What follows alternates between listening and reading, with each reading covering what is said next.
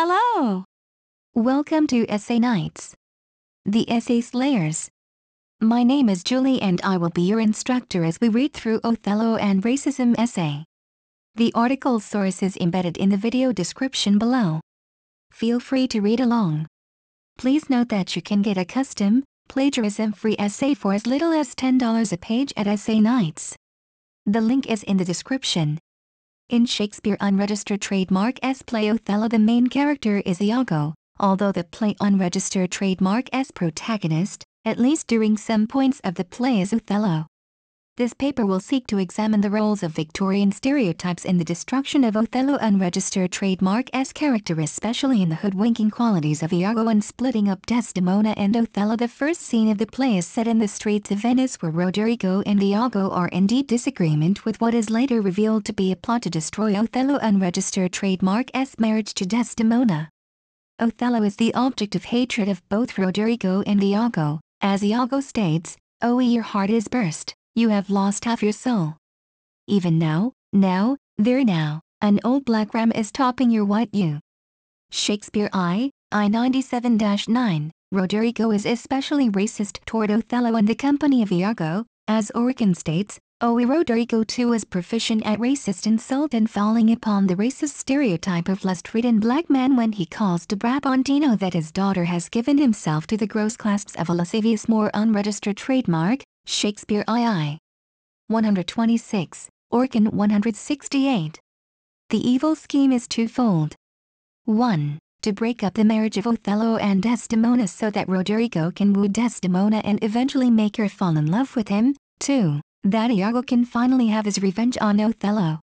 Iago suspects that Othello has slept with his wife Amelia and he detests Othello for passing him over for a promotion that he felt he deserved more than the less experienced soldier Michael Cassio. In the first few scenes of the play, Othello Unregistered Trademark's name is never mentioned, emphasizing the secrecy in Roderigo and Iago Unregistered Trademark's dealings.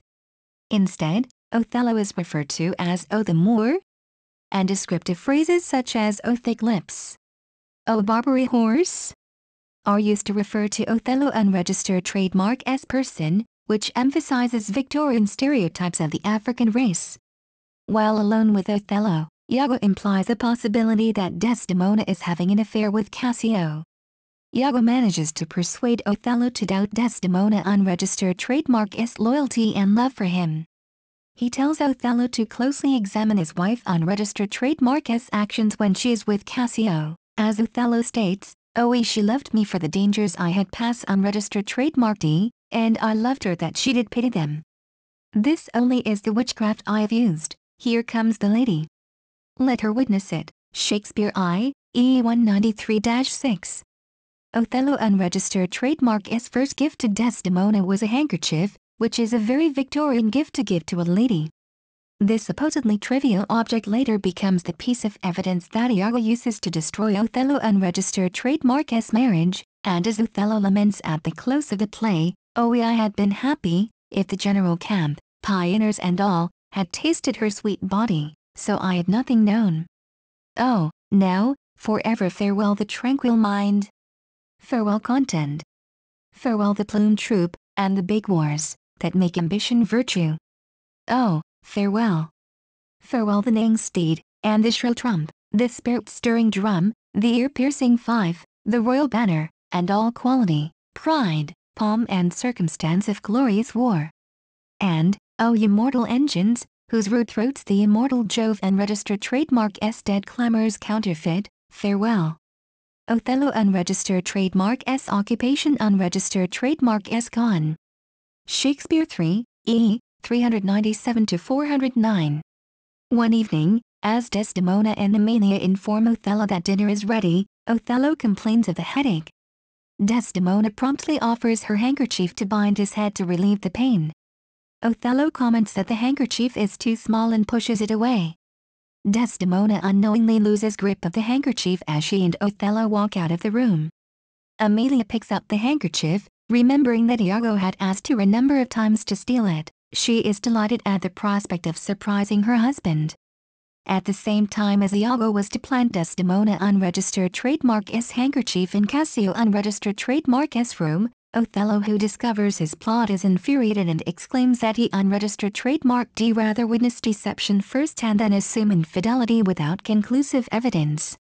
At this point, Iago, ever the manipulator, manages to get his way again by fabricating another story that Cassio once called out Desdemona unregistered trademark S name in his sleep and that Cassio acted as if he were kissing Desdemona.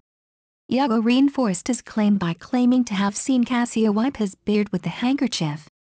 This enrages Othello and he vows to seek revenge on Cassio and Desdemona for the alleged infidelity.